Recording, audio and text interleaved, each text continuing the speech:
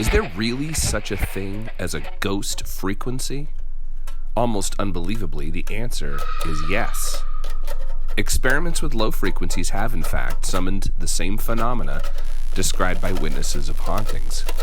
From the banshee to self-playing pianos and EVP, sound has always been an integral part of any good ghost story, but infrasound is different and definitely real.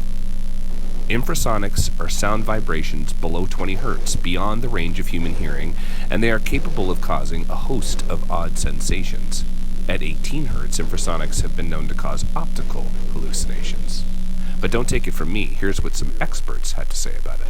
Of all the many types of sound there are in the world, infrasound is probably the most mysterious and perhaps in some ways the most bizarre. Infrasound is defined as sound which is too low for human beings to hear, which means below about 20 hertz. In fact, though, it's quite easy to sense infrasound if it's at a high enough level, because these low frequencies have quite a profound physical effect on the body, making it vibrate, for example.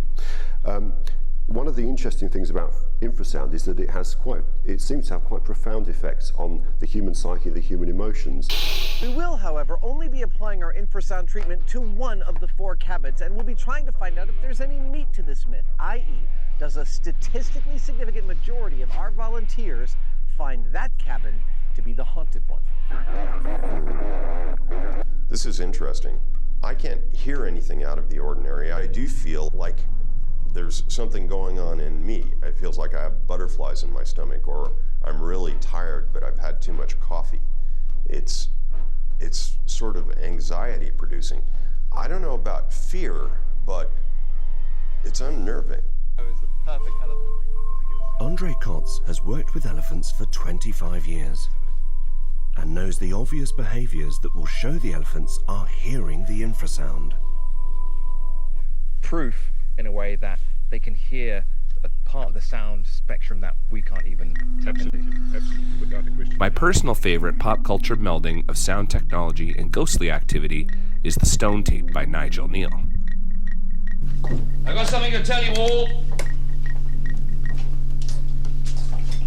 We got a ghost. What's this about, Peter? Well, you did say ghost. Oh, silly word. Don't be put off by it.